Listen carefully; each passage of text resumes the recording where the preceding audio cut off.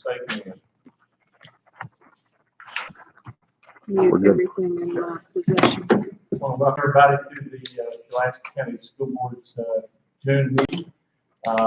We need to say have a small crowd here in the little theater at Pulaski County High School. As customary, to get started, our meeting time, we'll open with the Pledge of Allegiance, and I will ask Ms. Sadler, if you would, if you lead us in the pledge, please. Allegiance to the flag of the United States of America and to the republic for which it stands, one nation, under God, indivisible, with liberty and justice for all.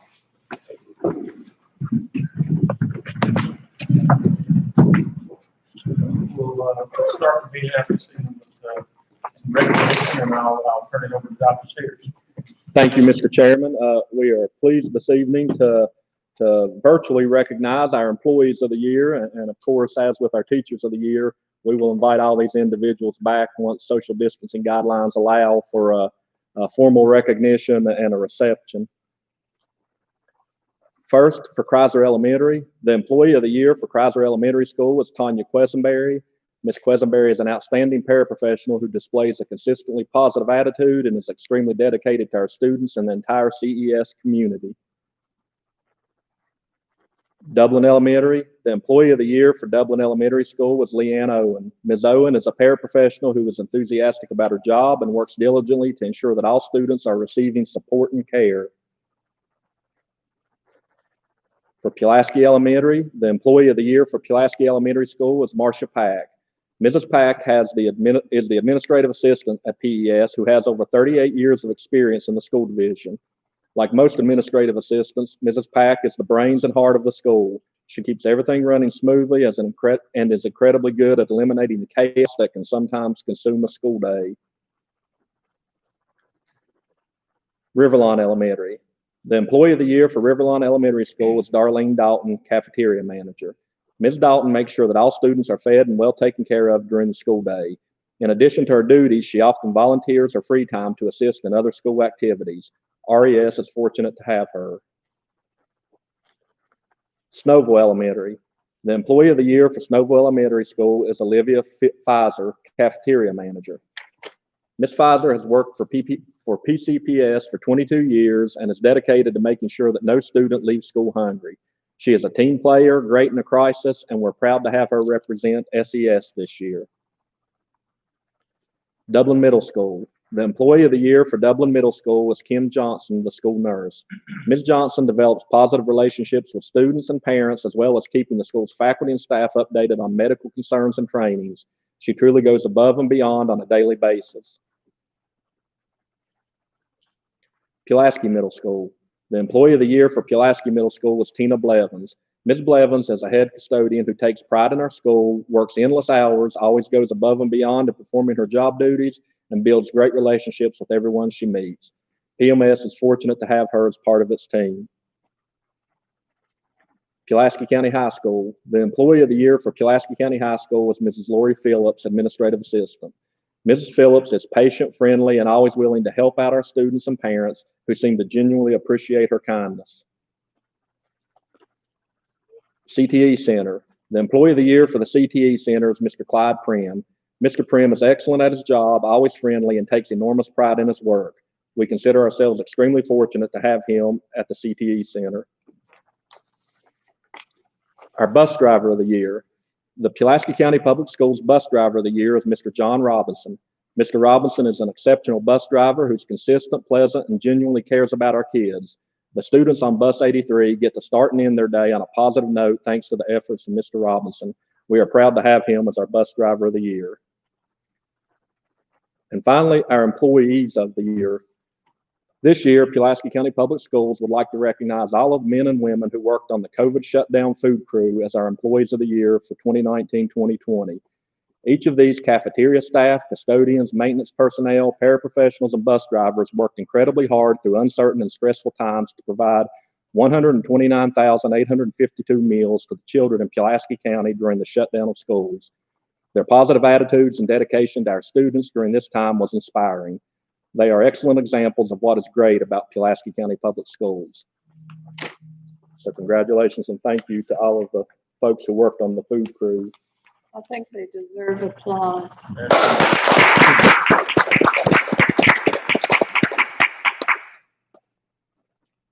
Thank you, Dr. Wanted to, again, congratulate all of our employees of the year as well as all those that really went way above the call of duty to make sure that children were fed, to make sure that learning packets got out to kids, and the job that all of our school system did during this very difficult time.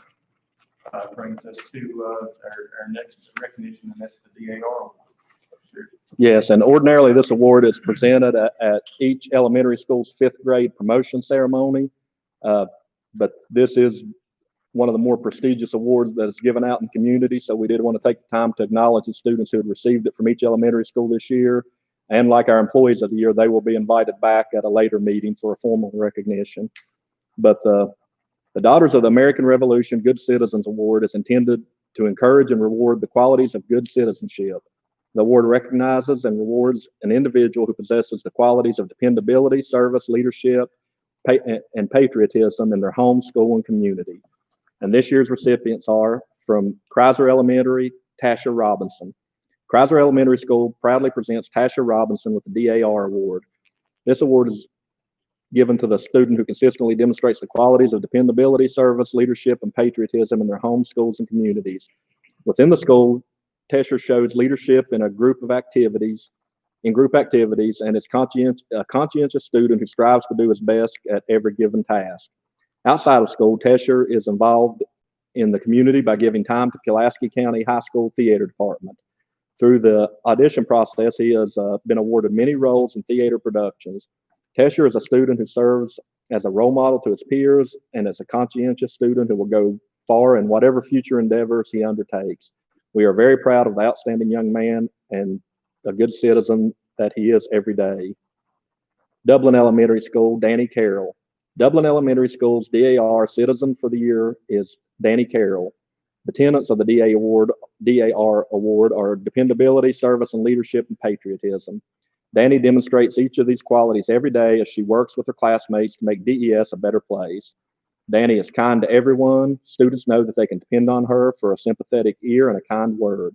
Danny is willing to pitch in and help to get the job done. She leads by example. Students see her as a role model. Danny has demonstrated her patriotism through an article she wrote and won an award for about the history of our fine county.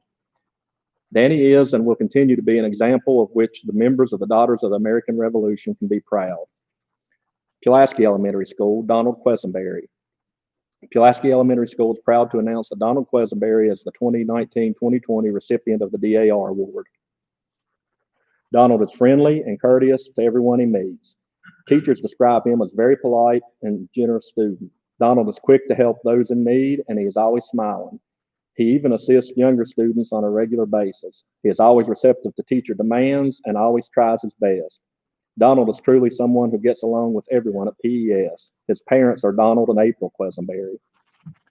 Riverlawn Elementary School, Emily East and Rose Price. Emily demonstrates amazing citizenship and Riverlawn spirit in everything she does. She is kind and caring to her friends and classmates. She overcomes obstacles with a smile and hard work. She is a team player and always willing to help. Emily is the daughter of Stephen and Amy East. Riverlawn is very pleased to present Emily with the Citizenship Award. Rose is always quick to help a friend or classmate. She demonstrates hard work and dedication in everything she does at Riverlawn. Rose is always trustworthy and responsible, and teachers know they can rely on her. Rose is very deserving of this Citizenship Award. She is the daughter of Stephen and Jessica Price. Snowville Elementary School, Cassie Hedge.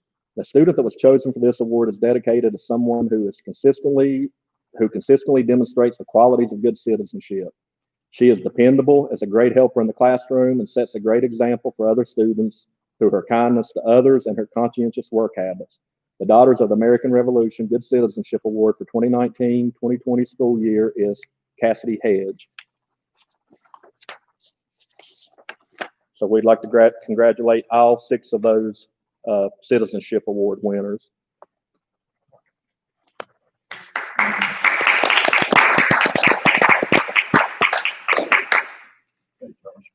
Thank you.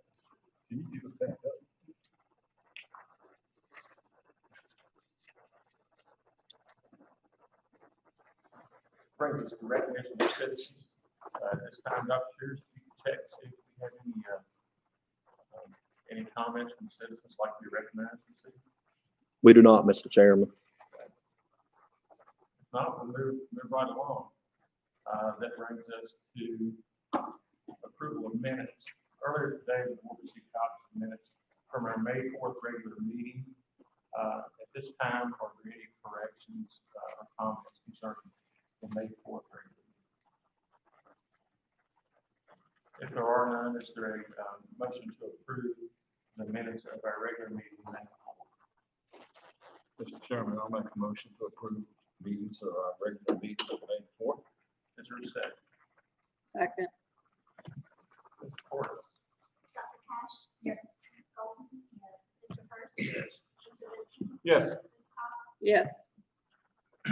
Brings us to the adoption of the agenda. Earlier today, the board received a copy of the agenda. At this time, is there any corrections concerning the agenda for this evening? Hearing none, is there a motion to approve the agenda for our June 9th, 2020 regular meeting? Mr. Chairman, I move we accept the agenda for our June 9th, 2020 regular meeting. Is there a second? A second. Mr. Porter? Dr. Cash? Here. Ms. Golden? Here. Mr. Hurst? Yes. Mr. Vincent? Yes. Ms. Cox? Yes. Brings us to the consent agenda. The board has received copies of payment of bills as well as the personnel agenda. And Josh, if you can, which I think we all have a copy of the personnel agenda in our file. Any questions or comments regarding the consent agenda?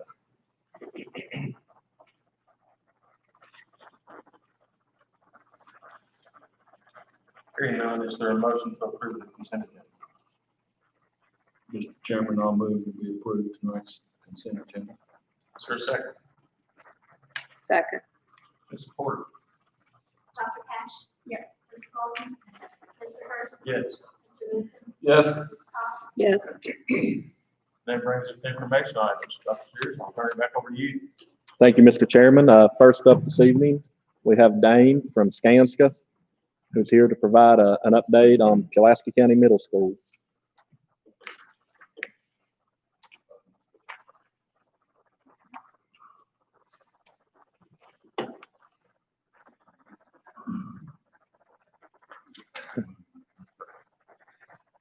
Mr. Chairman, members of the board, I know it's been a little bit of time due to what's been happening in the world, but I'd like to communicate tonight on the progress of new Pulaski County Middle School.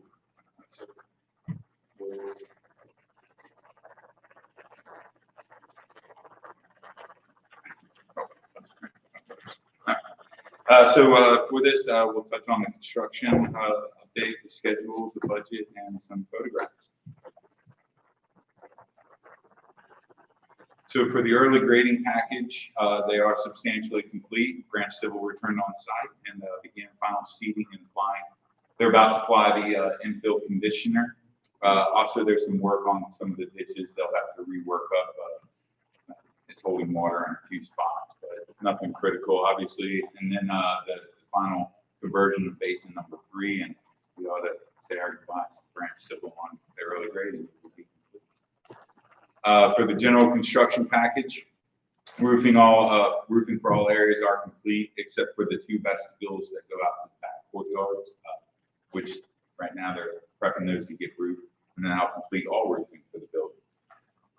The concrete placement for the light pole bases are complete now, so they'll get light poles set up. They're on site. They've been sitting in front for some time. The roofer is continuing with the installing metal wall panels and metal fascia on the exterior. And if you go by, you'll actually notice today it's almost complete on that. So that's nice. Don't have any more open areas of spray foam insulation.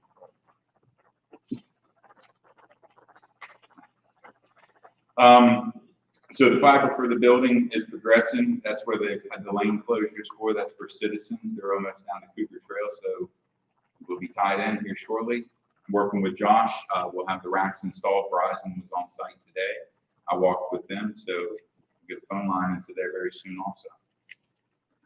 The steel contractor is near complete on installing all the handrails throughout the building. The rooftop units for D&E and both gyms have started. And as of today, the area F has also started. So conditioning of the building is running as we get the storefront exterior doors in, so we can start essentially conditioning the building, drying out the moisture and get the finishes going. A lot of them have already started. Painters are painting initial coats and admin in classrooms, along with some additional coats back in some of those spaces. Interior wall stud framing and drywall in area F and A are still progressing. They're near completion. The sprinkler rough ends are complete and heads are being installed in most areas. The electrical contractors continuing with overhead and in-wall rough ends.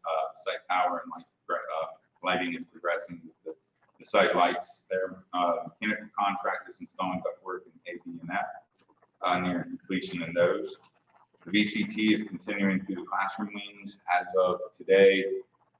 Second floor of D, first floor of D is almost complete. Second and first floor of E are almost complete, which leaves F, and then they'll move on throughout other parts. The site utilities are complete at this point and tested. The main parking lot curbing and stone base for most areas have been completed for that. The only thing is at the very end where it ties into the bus loop connector road. That's the only part that's to be tied in, but that's actually scheduled for tomorrow. We have 100+ yards of concrete coming in and try to wrap up the rest of the curbing. The light shelves were installed on classroom wings. That's where the light shines up through the upper window to illuminate the spaces, kind of save energy. Kitchen equipment installation and times are progressing. The storefront frames and glazing for area A and C are progressing, and they're getting far along. The lockers for the locker rooms were installed, and as of yesterday morning, the lockers in the classrooms are going. So they're starting on second floor of D. Next time y'all come on site, you'll see the lockers up on the second floor. The acoustical ceiling grid is installed in AC and F. They've actually installed, I must compete with that, but it's D and E are also part of that. Connector road stone base is in place with curbing set to begin, which will be tomorrow. Skanska provided QA services on site, attended and were conducted various meetings. The design team continues to provide CA services, and F&R provided testing and inspection services. So for the early grading package, it's still set as spring 2020. I figure within the next couple of weeks, we ought to see them wrap up what they have to do. And then we'll start talking about final completion and close out that contract. For the general construction package, this thing got cut off. Oh, I'll go back.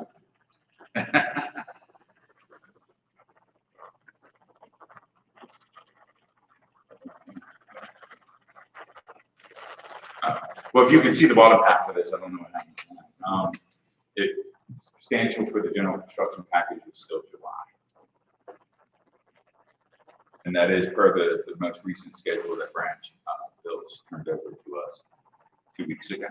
So we are still holding on schedule.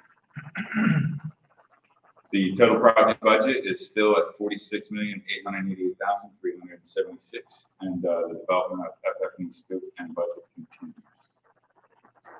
And here's some progress photos. So this is the front entrance. It is no longer a big open bowl. It has glazing and storefront doors, which is good. Now we can start conditioning and obviously secure the building. You can see all the curving in the front. And over on the far left is where I was talking about where it ties in, head back towards the bus loop and connector road, which they'll start working on tomorrow. So this is in the collaboration space, looking up, and this is actually area E, which would be 7th grade. Looking up to the second floor there, you can see the handrails installed. You can see down in the bottom, that's where the lockers will run out. And so this is standing kind of with the connector road to my back. That's area F. So that would be the 8th grade wing. Just kind of a visual there, and you can see the topsoil is stacked. They've started placing the topsoil. Also running up the flat work there, the sidewalks for that.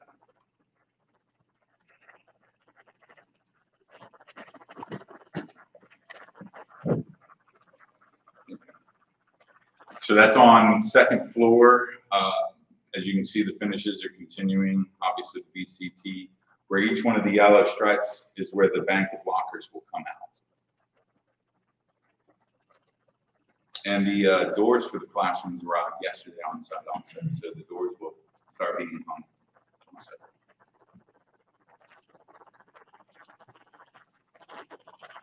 This is the gymnasium. It's been sanded since this photograph was taken, and like I said, the first coat applied on. So the colors of the wood are really starting to shine through. It's coming all around the side of it. You see, it's turning out to be really, really pretty. This is the auditorium.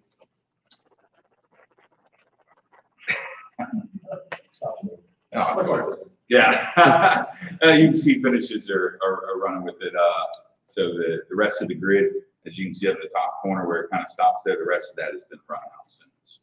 They're also started the painting backstage above ceiling.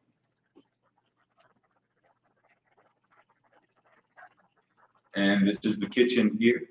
And you can see all the equipment is in. The above ceiling, there's still a few items to go, but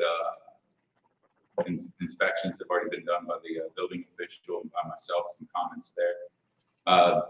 Yesterday, they were working on the dishwasher. It was near completion. All the hand sinks are in. They're tying in most of the cooking equipment next.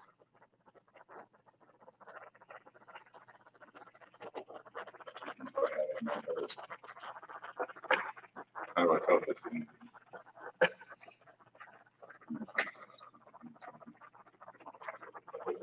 Okay. I'm not sure how many pictures. Excellent. Any questions for Mr. Saban? No, thanks for the update. Everything's really coming together nice. So it'll be really nice once we can open that building, the kids in that building, and we can have the public come in and see what they've got for their investment. As I think it's going to be just a beautiful property that Pulaski County can certainly be proud of. Thank you, and thank you for your work. Thank you. Thank you.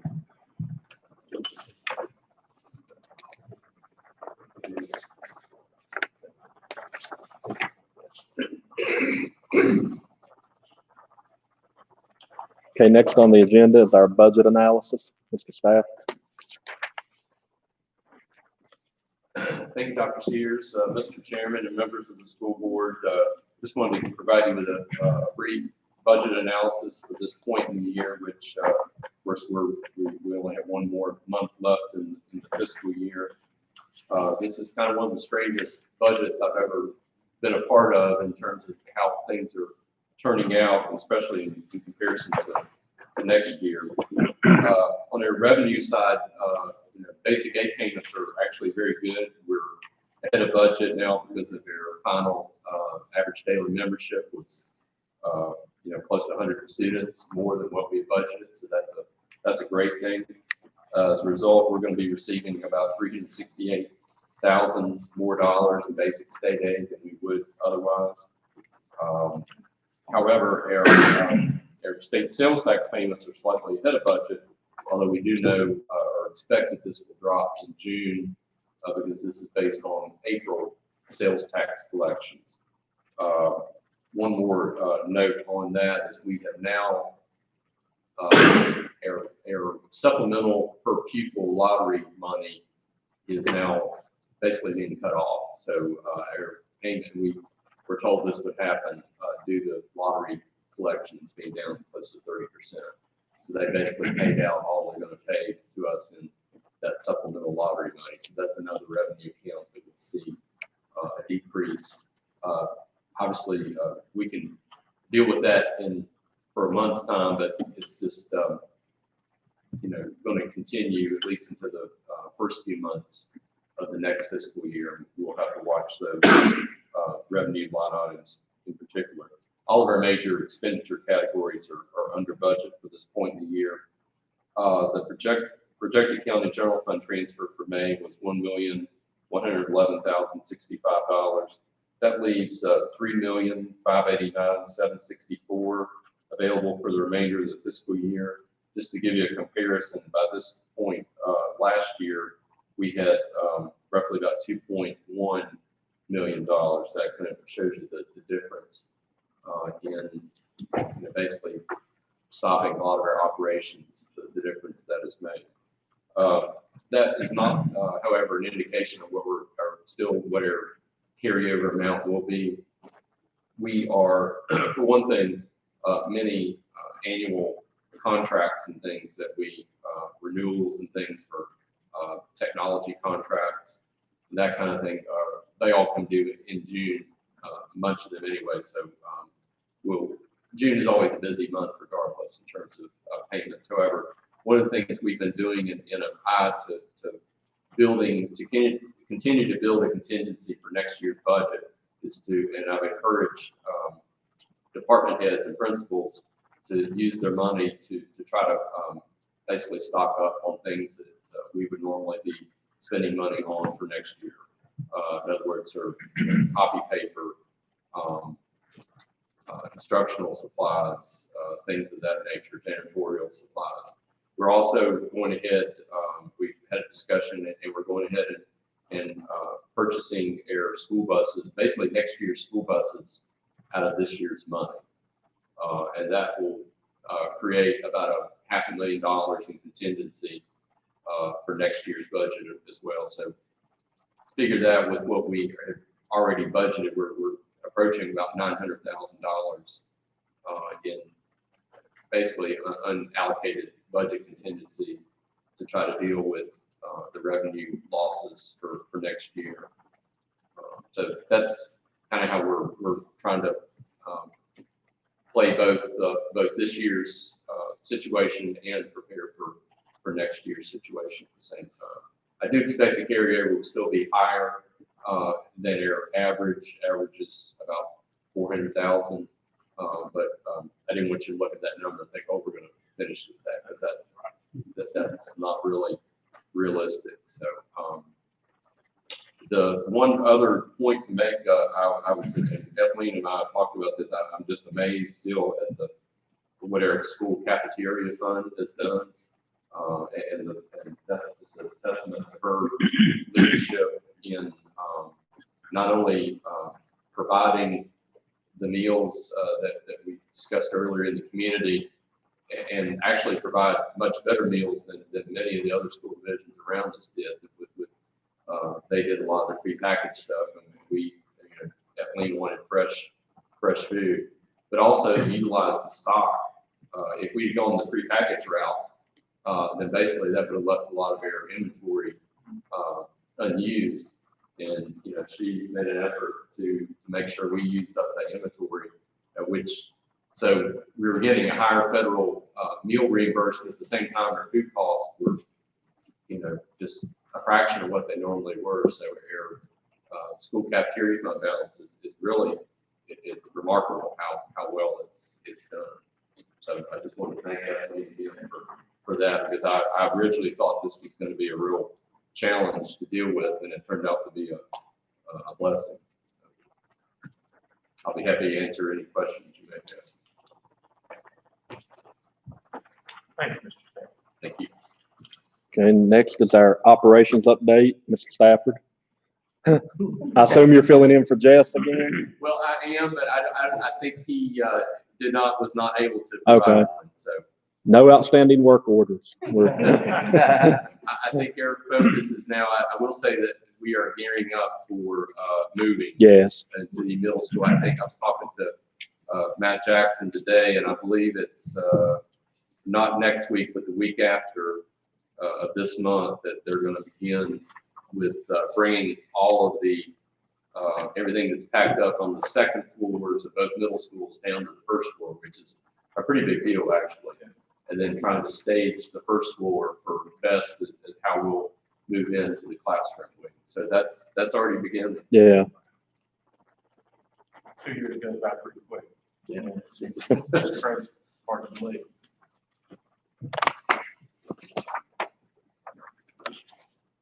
Okay, next, to discuss the community eligibility provision, Ms. Sadler. Good evening, Mr. Chairman, City members of the school board. This evening, I'd like to give you some information about the community eligibility provision.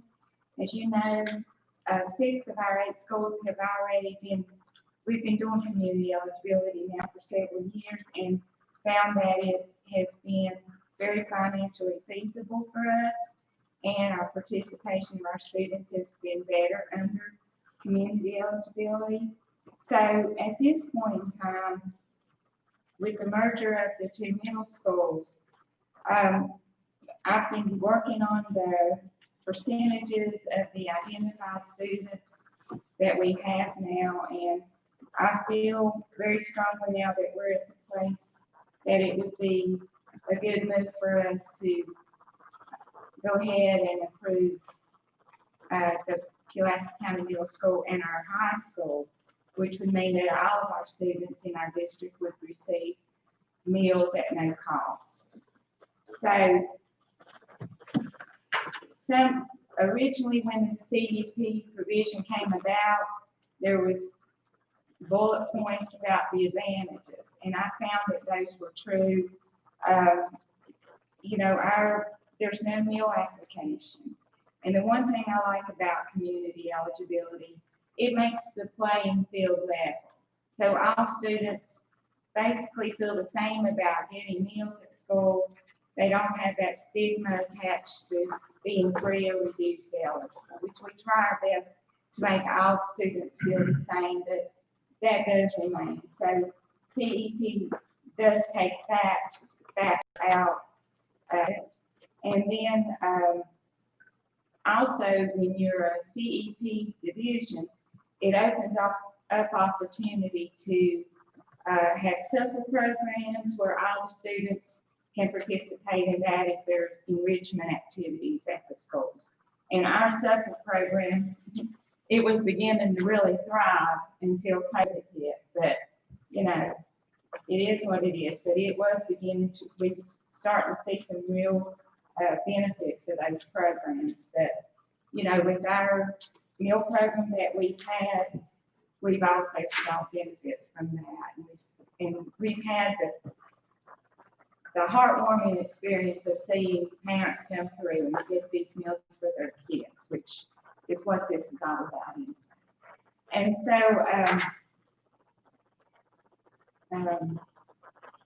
now I need to speak with you just how this CEP would work for our division. So currently, we have all of our schools in the same group. So with CEP, the Department of Education gives us the flexibility to put schools in groups according to what would be more advantageous to us as far as reimbursement goes. So my recommendation would be to group the Pulaski County Middle School and Pulaski County High School as one group. So the identified student percentage for that group would allow us to claim 68.3% of those students that participate at the free reimbursement rate and 31.7% at the full price reimbursement rate. Those numbers are not great, but I really feel strongly based on our previous experience with CEP that our participation would increase, and I believe it would be financially feasible for us to go this route. That's my opinion. And then group 2 would consist only of elementary schools. And elementary schools generally have a higher participation rate. So that's why I grouped it that way, because I wanted to make sure that the higher ISP would stay intact. It would actually be a little bit higher than it currently is this year. So that would be what I would recommend to be, that would work the best way all around if you all approve this provision. As far as the financial impact, it's very difficult to forecast, but based on our experiences before, I feel sure that our reimbursement per month would increase. And we have seen, as Chris alluded to, our fund balance has increased over the past couple of years. We've seen it starting to go back up where we went through a low point. Now we've recovered, and I feel very good about the way we're going to end our year. I'd be pleased to answer any questions you may have.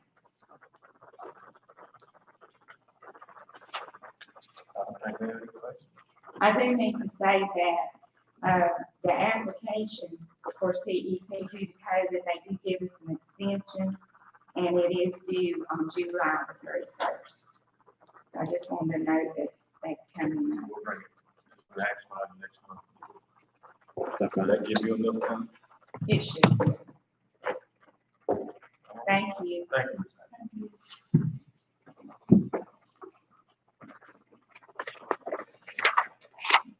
Tell us about the opening of schools up here. Okay.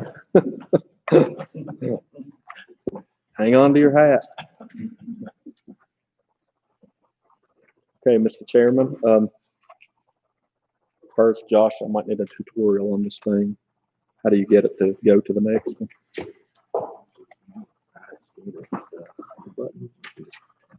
Okay, thank you.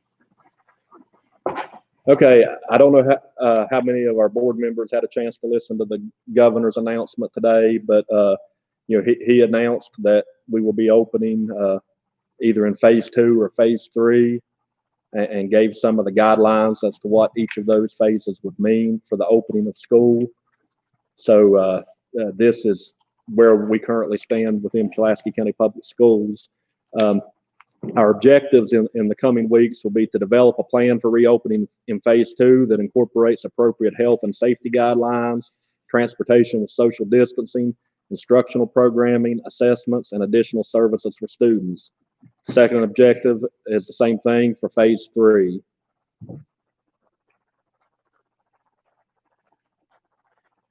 The phase 2 guidelines that we may possibly be opening under, and we are currently in phase 2. Face-to-face education can be provided to special education students, English language learners, and pre-K to grade 3 under strict social distancing guidelines. Those guidelines include 6 feet of distancing inside of the classroom, 1 student to every other seat on the bus, and communal spaces must be disinfected after each use. Communal spaces, cafeterias, any area, gymnasiums, any areas where you may have a group of students go into and then leave after a short amount of time. There is a 50-person limit on gatherings. Health guidelines will include daily screenings of students and staff, remote learning, work at home options for high-risk individuals, and face coverings when 6 feet of distancing cannot be maintained. An example of this would be in a special education classroom if the teacher has to assist with some personal needs of a student and there's going to be in close contact, then the mask wouldn't need to be worn during that time. Limited extracurricular activities with social distancing can occur. Inside of our buildings will be limited to 30% capacity or no more than 50 people maximum. 6 to 10 feet of separation between participants. Facilities and equipment must be sanitized between each use. And the VHSL is meeting this week to work out some of their guidelines, but we think we have enough to at least, begin to develop an out-of-season conditioning program where we can safely utilize social distancing practices. Phase 3 guidelines, if that is what we open under, would be face-to-face education can occur for all students under strict social distancing measures. 6 feet of separation, limit transitions and mixing of students. Communal spaces must be disinfected after each group's use, and the use of face masks when distancing cannot be maintained. The group size limit under phase 3 are subject to the executive order when phase 3 begins. That might be something that could increase on a weekly basis, even if the others stay in place. Health screenings will continue. and athletics may be expanded with mitigation standards. The example that was given on this, some of the fall sports like golf, where there's really no physical contact, we could probably go ahead and move forward with those seasons at the very beginning of phase 3, but others may require us to be further along, or may even require that we be beyond phase 3 before we could do other types of activities.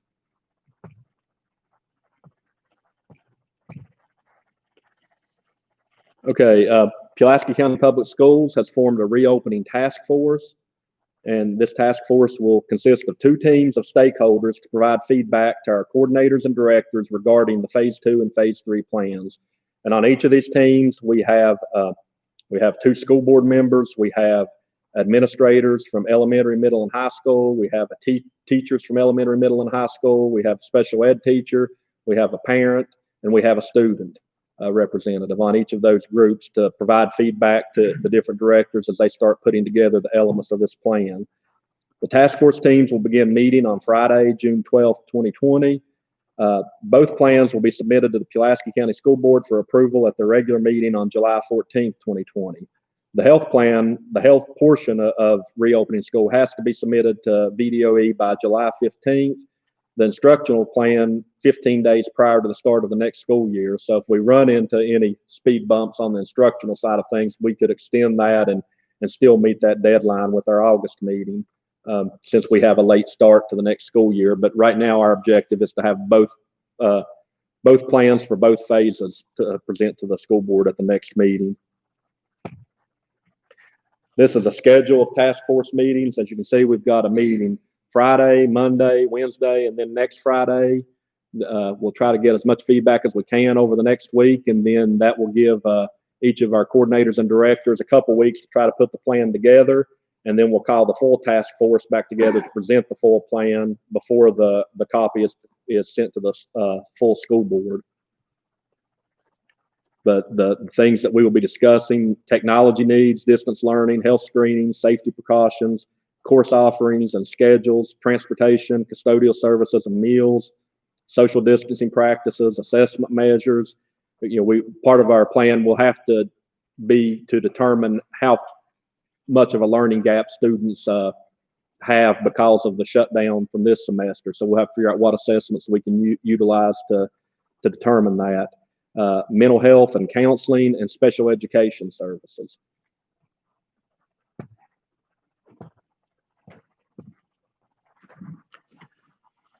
Okay, these are some steps that we have already taken. Even though we're just now moving forward with the task force, we have been laying the groundwork in a number of areas. We have applied and been approved for $854,841 of CARES Act funding. This will include Chromebooks for all, it's actually pre-K through 5 students, 2 additional ITRTs for 2 years to assist with the distance learning, and mobile hotspots or MiFis that can be checked out by students who do not have internet connections. There aren't many of them written into this grant, but we did get a few, so we can try that out, and hopefully, if we're experiencing some success with that, we can try to expand that program. We've also purchased 160 touchless thermometers to be used in health screenings as students get on buses and/or enter schools. We purchased cloth face masks to have on hand for students, faculty, and staff. We have started a sign-up process for families who want to continue with full virtual learning for the first semester, regardless of what phase we are under. And we're working out the details with Virtual Virginia as to how we will offer that program. But as of today, we had Chris, approximately 30 families had signed up just to continue throughout the first semester with virtual learning, and no matter what the schedule is for students to return, they don't want their students returning during the first semester. We are moving forward with providing services to special education students through private day placements and extended school year programs, and that will be going on within the next few weeks for the private day placements, and then later in July for the extended school year for our special ed students. And we're moving forward with summer credit recovery courses at the high school level, and the 9th and 10th grade PE credits, Camp Cougar.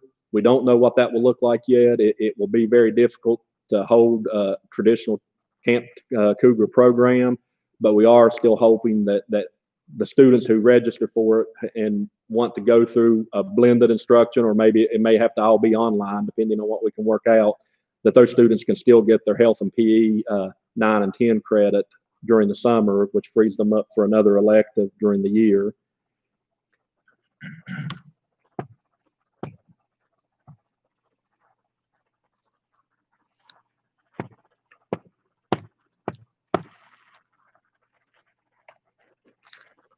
Okay, some challenges we have to consider.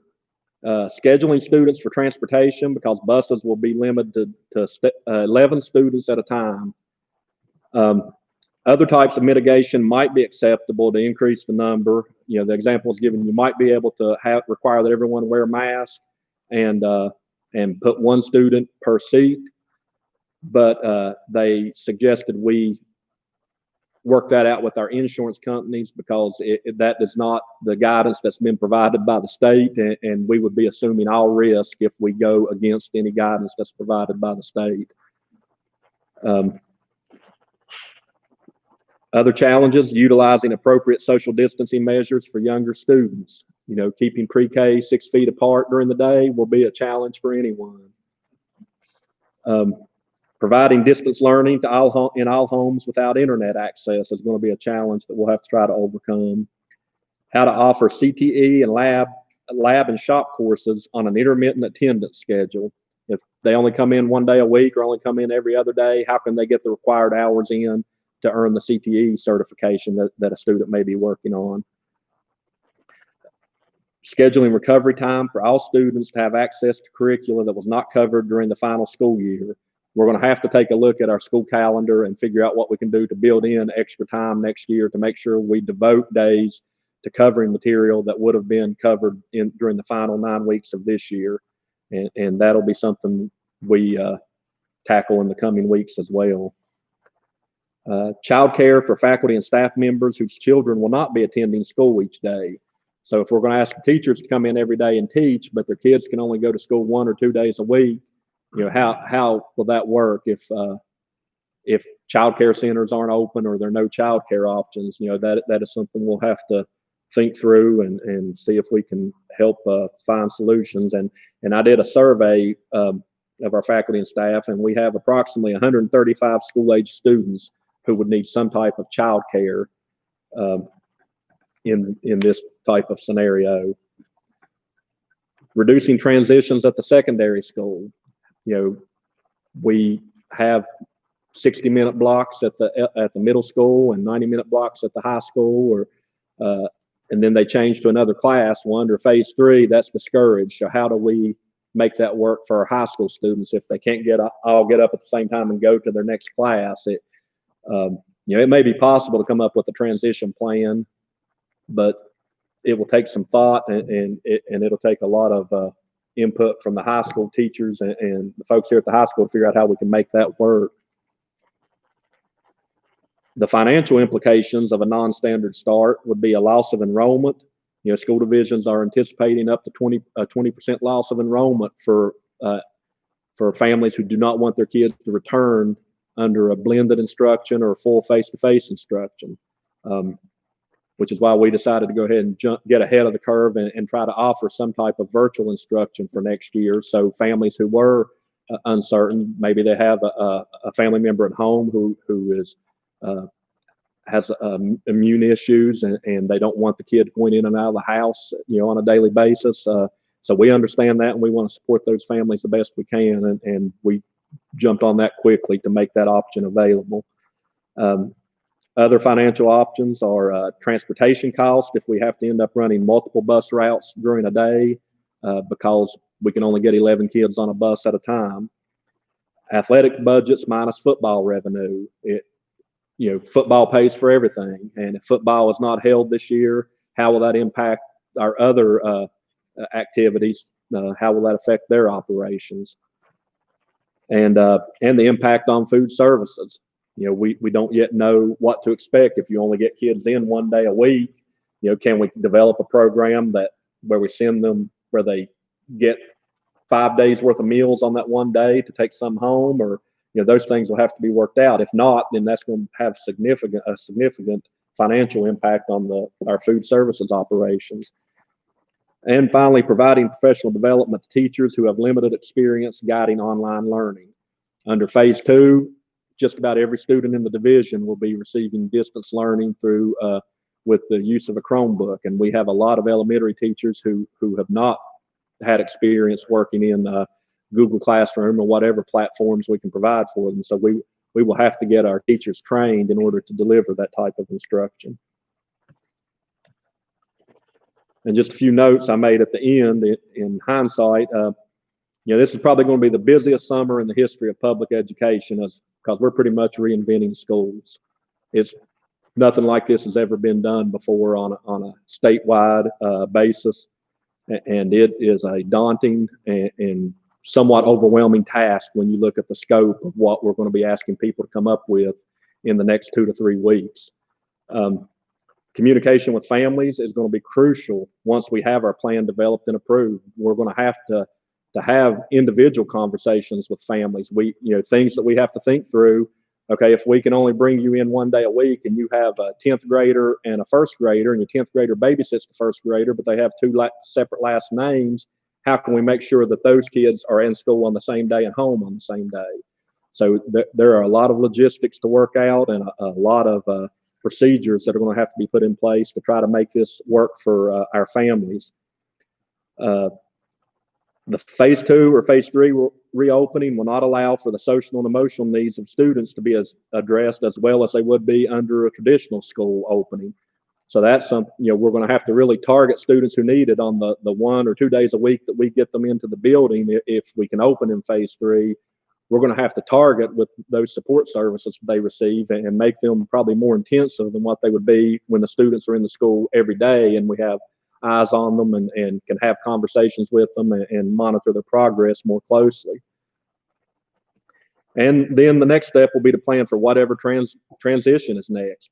Depending on how circumstances play out with COVID, we may start in phase 3 and then move backward to phase 2 or phase 1. So we'll have to figure out how we can transition that way. Or if things go well, then we'll have to start looking at how we transition from phase 3 into beyond phase 3 and what that means. And right now there's no guidance on what beyond phase 3 will look like. It won't be a regular school year. It won't be pulling everyone in at one time, no face mask, no distancing, but it'll be closer to that than where we currently are. Okay, are there any questions or comments about any of this? Shrieking horror. I have a couple of questions. On the first one, on the food, if we only have students in 1 day a week and we want to send 5 or 4 more days home food with them, do we have to get approval for that from somewhere else to make that happen? It'll have to be through a waiver. It'll probably run through either the National Lunch Program or the Summer Food Service Program, which is the program we're currently using. So that's a national waiver? Yes, it's state and national. I'm just focused on Virginia. I know I got the Virginia way. So, thank you. The second question is, we talked about only being able to put 11 students on a bus, but we know that some will be brought to school by personal vehicles. I don't even know the question now. I'm sorry. It just seems like another logistical. We run 58 bus routes. Challenge. Approximately, yeah. And 11 kids, that's about 670, 680, whatever. And about a third of our kids are driven to school or parent pickup. So it is a logistical nightmare. So you don't want a bus. You don't want a bus with one kid on it. Yeah. Because the other 10 were delivered to school by a family member. So, I mean, how are we going to work that out? I'm sure that's a Jeff's question and the transportation group, but it just seems to me there's a lot to deal with there. But if I'm assuming that we know just how many, what the capacity is for each building, and being able to maintain that social distancing, or we'll get to that point. Well, the principals are going classroom to classroom right now and looking at how many students we can put in each classroom, maintaining 6 feet of distancing. I know Mike Price had already done some of that at Pulaski Elementary School, and we were looking at probably about 7 kids in a classroom. It's about what we can get and maintain the appropriate 6 feet of distancing. So that is going to be approximately, 1/3 of the students to 1/4 of the students. So that's why we're thinking we're probably only going to be able to do either 1 day a week or have students come in 1 week a month or whatever. We'll get feedback from all the stakeholders throughout this process to see what people prefer and how we can make it work. But it's going to be a very limited schedule for students to be able to come in and get face-to-face instruction. Mr. Benson and I were discussing for this, the 1 day a week option. And personally, I think that's probably the best option, as did he. At least we're seeing the students every week, and we're, getting an update from them every week rather than getting them for a full week and then having to wait 3 weeks to get them again for the ones who struggle and need assistance. But neither is ideal. I mean, neither is ideal would be a great, neither is even good. They're pretty bad options, all of them. So we're currently in phase 2, right? Yes. I didn't hear him, but did the Department of Education anticipate a date for phase 3? Based on what they released several weeks ago, it could happen as early as next Friday. I think they estimated it would take 2 to 4 weeks to go to from phase 2 to phase 3. And then phase 3 to beyond phase 3 would be probably 10 to 12 weeks. It could be longer depending on the circumstances. And you said you're waiting on VHSL for additional information for fall school. They're supposed to put out some information, but I've already contacted Mr. Vest and told him to start working, to go into our weight room and see at 30% capacity, how many students can we put in there at a time to do conditioning. We know that if we're outside and can space everyone 6 feet apart, we can have up to 50 students to do some type of conditioning activity and skill development. We're in that phase right now. Yes, we are. So I expect we'll probably have that not finalized, but worked out for the most part by tomorrow afternoon. Good. And that'll consist of when we can open the fields. Yes. And I told him once we have that, we will reopen gates for people to come in and who want to walk around the track and who want to use the tennis courts and those type things. We can reopen all those under phase 2 guidelines. Officially. Yes. Not those who have already been doing that unofficially.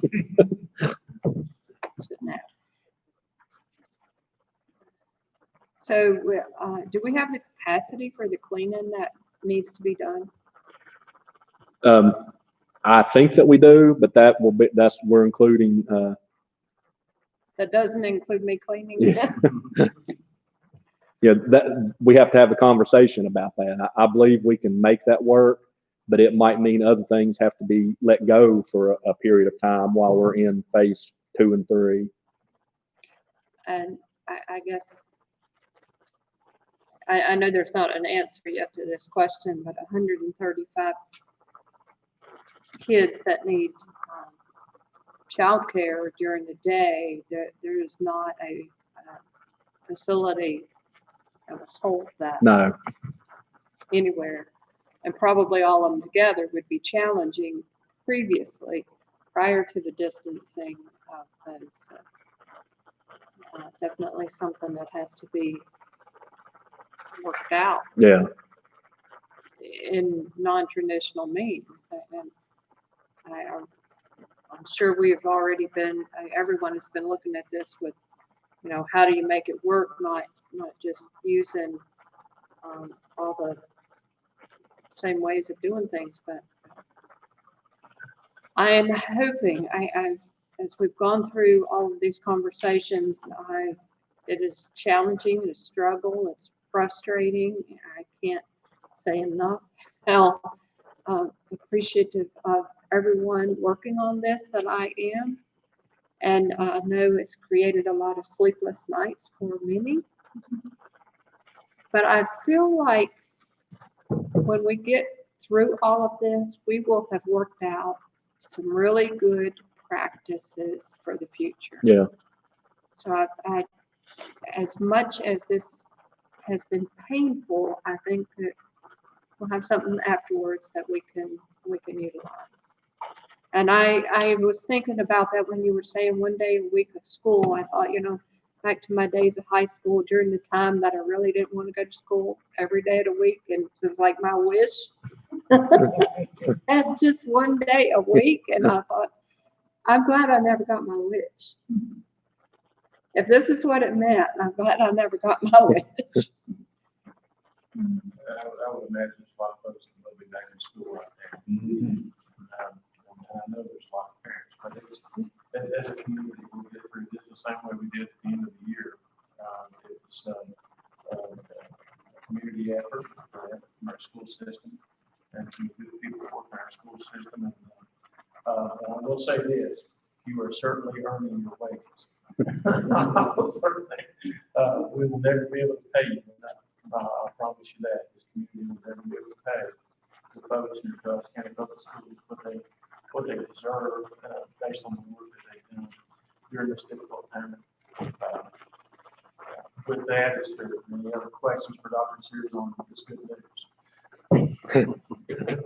If there are none, we can move on. I believe we have seen it. I'm not mistaken. Ms. Bowles, can you give us a little good news, please? Dr. Sears, Mr. Chairman, members of the board. I have any notes here because I feel like for the past couple of weeks, I have shared 8 days of fun. 8 days of fun with several people, and we have a dry erase board that is an ever-changing, I would say work of art every single day of things we're adding and thinking about. So the first day that I think kicked off our senior week actually happened May 15th. We had a huge showing, maybe 300 cars came to our bus circle. We were able to give out over 160 signs to seniors that were hand written by several staff members to make sure that their names got noted on their, sign. They got to take that home. It was one of the most fun things that we've ever been a part of. It was exhausting, and at the end of the day, all of us texted and said, we needed that as much as those kids needed that. It was incredible. There was a lot of good energy, there was a lot of exhaustion, but it was super fun. So the next event that we will have is this Saturday night, and that is, I apologize again, that is at the Sheila Motor Mile Speedway. And all of our seniors have been invited to decorate their cars and arrive via the pathway to the racetrack. They will park in the infield. We have several folks running all of that. Those students will be lined up, and each student will have a card. They'll have their name on it. They'll be sent out, and they'll get to make a victory lap around the speedway with their families. They'll have their name announced. It's a big deal for them. They'll pull out. We'll give them a lovely little snack bag to enjoy while they await an 18-minute display of fireworks set to music of their choice. Then on Sunday night, the faith-based community has provided arrangements for the religious-based service that will be held in the stadium. Mr. McCoy, as the student sponsor, he is working with that group just to get everything arranged, get that information out to all of the seniors and their families so that they can participate. It will be the first time that they don their caps and gowns as a group. If I can ask a question right there. Are they able to decorate their hats? That question has been asked by many seniors, and we told them that they will not hear us right here in this little theater this year say, don't decorate their caps. So we will not be discouraging cap decoration this year. Thank you. Yes. Many of them have asked because they would like to do that. So the car decorating, I believe that's going to be a sight to behold this year. But they've enjoyed the idea of that. So after Sunday night, we move into Monday, and our seniors again, some of them will wear their caps and gowns. Some students will be wearing their college or workforce or military plans, just dependent on what the school they plan to visit has requested. Each elementary and middle school will allow those students to come in, visit, see folks. I think they have some things planned just to welcome them, give them a last chance tour of their elementary and or middle school on that day. And you would think I would have all this memorized. I really did, but just in case I have it here. So on Tuesday, it is a scavenger hunt. We have ordered several Cougar items just for students to be able to find. It might be just here at the campus. It might be some other schools where they can go and pick up some memorabilia that they can keep for just to remember the senior week like none other. Wednesday is the Starlight Theater Slideshow. I'm sure you guys are all very familiar with the drive-in theater. There will be 160 parking spots. Students can come in. We've encouraged them to carpool. And on that night, we're combining all of the things that oftentimes we gather as a group to review, such as senior awards, assembly information. The most valuable Cougar, I forgot to mention, that will be announced at the racetrack on this Saturday. That will be again recognized in the slideshow on Wednesday. We have some CTE honors on that night. Just some general recognition of our seniors and their accomplishments in the slideshow form, again set to music. And I think that's going to be an exciting event. It's at night. They'll get to see each other. Should be fun to be at. On Thursday, Ms. Sadler is going to join us outside the gym where we will have some music being played. And on that day, each senior gets a chance to pick up a picnic lunch. And we have that grassy area there that we encourage them to socially distance, but socialize there together so we can see them. They will also get to pick up their yearbooks, and they will get to get their honor tassels, medallions. I'm leaving something else out there. But that's an exciting moment. Oh, they're cords, and departmental cords that they can wear with their caps and gowns. On Friday, Claire Lake partnered with us. I believe Dr. Sears arranged that so that our seniors get free admission into Claire Lake, so they can enjoy the amenities that are available on that Friday. And that leads up to Saturday, June 20th, which is a big deal. It's a huge, exciting day. Right now we have 2.5 plans, I would say. I heard Dr. Sears mention that earlier. We have one plan if the restrictions are not lifted and we do have to maintain a drive-through graduation. We have a plan if that particular drive-through graduation has to be modified into a traditional ceremony. And then, of course, we have the traditional ceremony itself, the commencement ceremony that we've had planned. And I think it's what folks, and what we like to share as what Pulaski County High School graduation is. It's quite an event, and we're quite proud of it. So we're trying to maintain as many elements of that as possible on that Saturday night, or that Saturday morning, June 20th. So one of those will work for rain. And we're going to have lots of tents. We just called New River Valley Rental, and Mr. Leary was very kind and allowed us to kind of expand. Usually we just have one canopy on that date, and he has allowed for us to have several on that night at discounted rate. Do you have any other questions about the events? What do you want us to do? Where do you want us? Do you want us to hand out snack bags? No. We would love to have you guys there at any of those events. So if you would like to participate, let us know. We'll absolutely get you in there. We have lots of spots. We've made lots of maps as to where we want folks to be. We want to make sure that when folks pull in Saturday night, that they are immediately welcome. They're going to have signs that they get to see their student's name, congratulating them on their graduation. We want them to be excited and see folks so that when they pull in immediately, they cannot wait to get to that end. They cannot wait to make that lap. So got lots of plans in place. The folks at the racetrack are also opening up concessions under phase 2 guidelines. You can have outdoor dining. So people who would like to come in and have their dinner while they watch the parade can sit there in the stands, just separated, from other families. And that was just added today, because previously the parents who wanted to come watch would have to stay out in their cars. But if they want to come in and have an outdoor dining experience while they watch the parade, they will have that option. Did I get my checkered flag? Or did- Yes, I believe that's the plan. What time do we need to be there? Signifying that. What time do we need to be there? On Saturday night, talking about the Speedway in general. Right. So the gates open to our seniors at 6 PM on that night. We will be there at 5 PM, and then we're asking our faculty and staff to be there at 5:30. So we're not having seniors come in until 6, but there'll be a 5 to 6 time folks will be there to meet with you and let me know how you have that. We have also ordered Cougar Pit Crew T-shirts for all people who are volunteering, all school board employees and school board members who are going to be there. You know when they're coming in, has Brenda We said? checked today, I think they're gonna actually arrive to you guys on Thursday, and I think Okay. they'll be available for pickup on Friday at the high school. Okay. Sounds exciting. That's glad that you delivered some good news. Well, to be honest, after listening to that time, it made this seem like so much less planning, so, thank you. Thank you. I delivered that same presentation to all the administrators after the governor's press conference today, and it was like shell shock when it was over. No one had any questions, nobody, everybody looked like they'd been run over by a truck. And the counselor that was just there felt like she had to tell everybody it's gonna be okay. Yeah. Okay.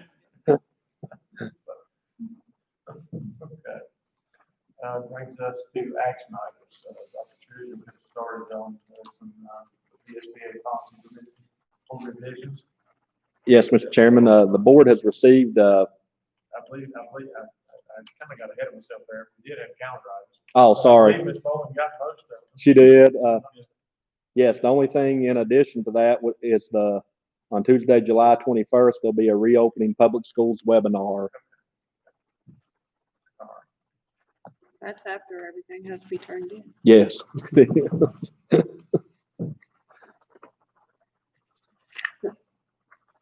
Okay, the first action item is the VSBA policy revision. The school board members have received the VSBA policies, and these were actually received in February and should have been sent to the board in March, but we kind of got sidetracked and with the closing of schools. So we're now trying to get caught up with these, and then we have our summer policy revisions too that will be submitted to you next month. I'm not going to act like I read through every bit of that today. Mr. Stafford did. So. I'm glad. Any questions for Dr. Sears? Any comments?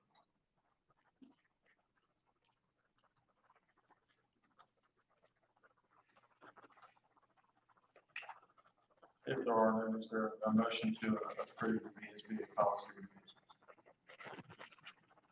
Mr. Chairman, I move that we approve the VSBA policy. So second.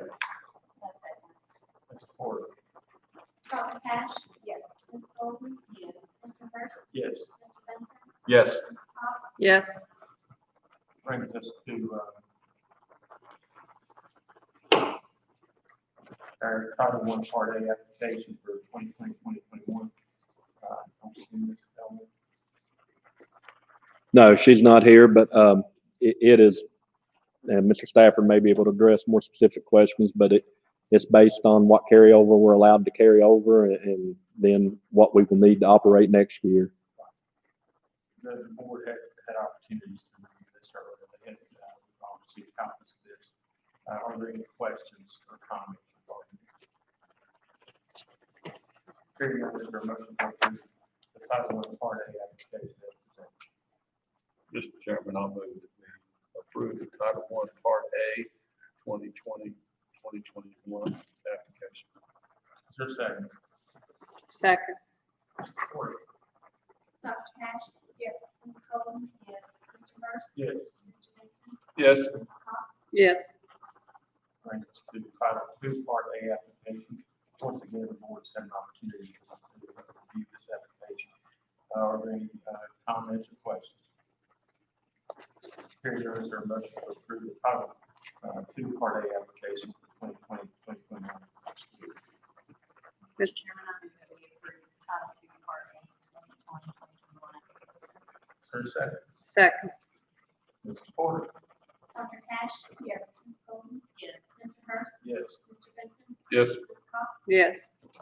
Brings us to Title III, Part A application. Once again, boards had the opportunity to review this application. Any questions or comments? Hearing none, is there a motion to approve the Title III, Part A application for 2021 application? Mr. Chairman, I make a motion to approve the Title III, Part A, 2020-2021 application. Is there a second? Second. Mr. Porter? Dr. Cash? Yes. Ms. Golden? Yes. Mr. Hurst? Yes. Mr. Benson? Yes. Ms. Cox? Yes. Brings us to the Title IV application, Title IV Part A application. Once again, the boards have an opportunity to review this.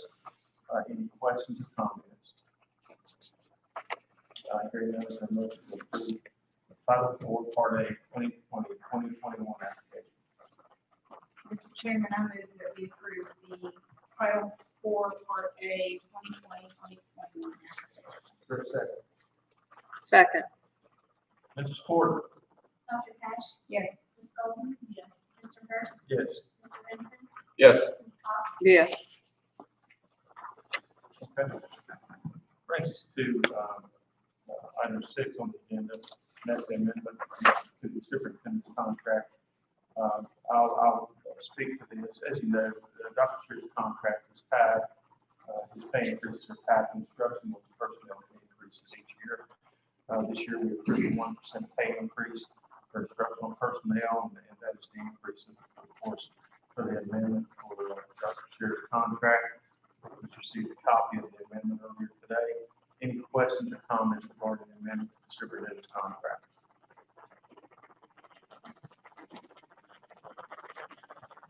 You're earning every penny of it. Is there a motion to approve the contract? The amendment? Mr. Chairman, I make a motion to approve the amendment to the superintendent's contract. Is there a second? Second. Mr. Porter? Dr. Cash? Yes. Ms. Golden? Yes. Mr. Hurst? Yes. Mr. Benson? Yes. Ms. Cox? Yes. Brings us to item 7, and that's the resolution regarding the name of the press box at Kenneth J. Dobson Stadium. Dr. Shears? Thank you, Mr. Chairman.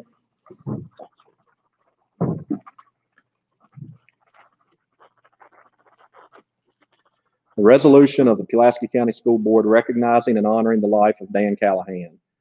Whereas Danny Alger Callahan passed away on May 20th, 2020, and whereas for 50 years, Dan was a reporter and sports writer covering professional college and high school sports, as well as other topics, beginning with the Radford News Journal, then the Southwest Times, and in recent years, the Patriot. And whereas Dan was especially well known for his coverage of Pulaski County Cougar football, covering the Cougars since PCHS opened in 1974, and being widely regarded as the authority on the Cougar football program. And whereas Dan was also the voice of the Cougars, serving as the play-by-play man for Cougar football broadcasts on WPSK radio and providing listeners with descriptive and memorable accounts of games that were uniquely his own. And whereas Dan was a friend and advocate for public education in Pulaski County, frequently crediting his own West Virginia education for his accomplishments and insights, with just one example of such support for our students being Dan's outspoken advocacy for the construction of the new Pulaski County Middle School. And whereas Dan, when he felt it was necessary to do so, provide quite candidly his observations and suggestions in matters involving our school system to various superintendents, school board members, coaches, and others. And whereas Dan was a founder of the Pulaski County Touchdown Club and a leader of the organization for many years, during which significant financial support was provided not just to the Cougar football program, but to numerous other school activities and community charitable organizations. And whereas Dan's love of athletics in our community, his greatest love and devotion was always for his wife Brenda, his sons, and family members. And whereas the Pulaski County School Board joins Dan's many, many friends in our community and beyond in mourning the passing of our friend, and wishes to honor him and his many contributions to our school system. Now, therefore, be it resolved, the Pulaski County School Board in grateful appreciation of the life of Dan Callahan and his many contributions to our school system and community, does hereby state that the press box facility at Kenneth J. Dobson Stadium on the campus of Pulaski County High School shall now and forever after be named Dan Callahan Press Box, so that Dan's name will forever hereafter gaze upon Joel Hicks Field, which Dan so aptly referred to as the prettiest piece of ground in Pulaski County. Be it further resolved that this resolution be spread on the minutes of the Pulaski County School Board as a testament to the life and contributions of Danny Alger Callahan, adopted this 9th day of June, 2020. Thanks, Dr. I'll ask the board for comments. Wonderfully written. I want to thank our former chair, Mike Barber, who is a close friend of Mr. Callahan, for providing the resolution.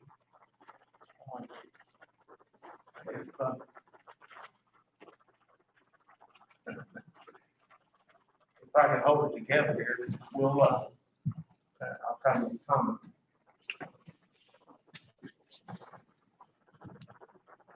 Just built was Dan Callahan. We sat right in this auditorium when we were looking at trying to build a new middle school for Pulaski County, and we had conversation after conversation after conversation. Well, Dan, we kind of get tired of hearing the same old stuff over and over and over. And Dan sat right back up there in the back row, and he commented out of his mouth was just built. And needless to say, we saw that on bumper stickers all over Pulaski County. Not long after Dan said that, just built. For those that didn't know Dan as well, there's each year, of course, we have a lot of kids that play in the football program that need new cleats. And those things are expensive. They're about $80 to $100 a pair at least. And it's hard to tell how many sets of cleats over the years that Dan Callahan was responsible. Kids that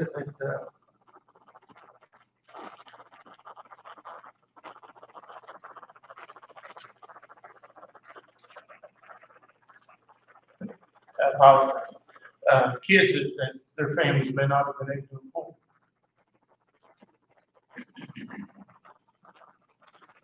But Dan Callahan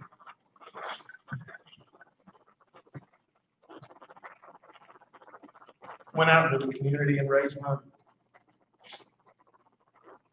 So that those kids have pieces of cleats to wear on Friday night.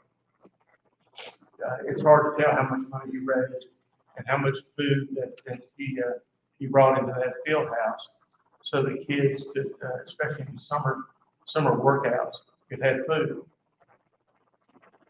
Milk that was brought into that field house because of his work.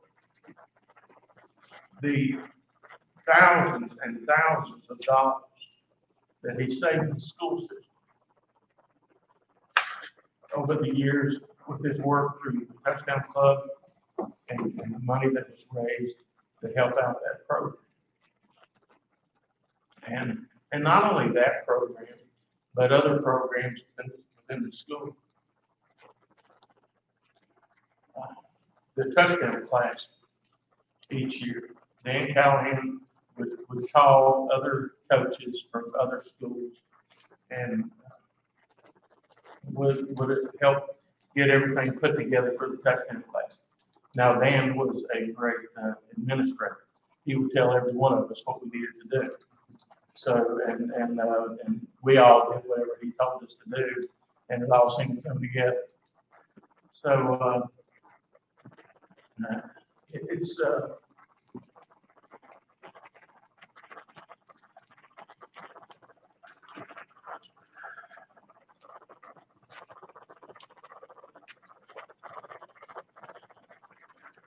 he certainly deserves recognition. And And I would imagine at our first football game, that the revealing of the press box and the sign on the press box would be appropriate on the first football game back in Kenneth J. Dodson Stadium.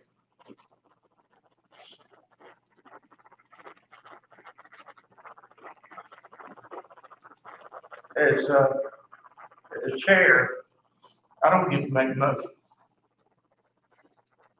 unless I step in as chair and for a moment. So I'm gonna at this time, this is one motion that I really want to make. So I'm gonna recuse myself as the chair for the time being, and I'm gonna step down. I'm gonna turn the remainder of the meeting over to the vice chair at this time. If she would indulge me, please. Well, we've heard the resolution presented. Are there any other comments that any board member would like to make? Hearing none, is there a motion to accept and approve the resolution? Madam Chair, I would like to make a motion that we adopt the resolution stating that the press box facility at Kenneth J. Dodson Stadium forever be known as the Dan Callahan Press.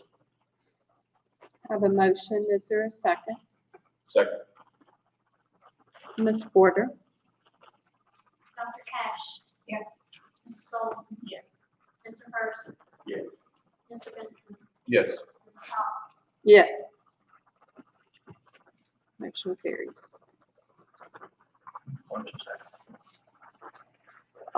Next is the future agenda items. Would any board members have any items that they would like to see in the future? As if we don't have enough.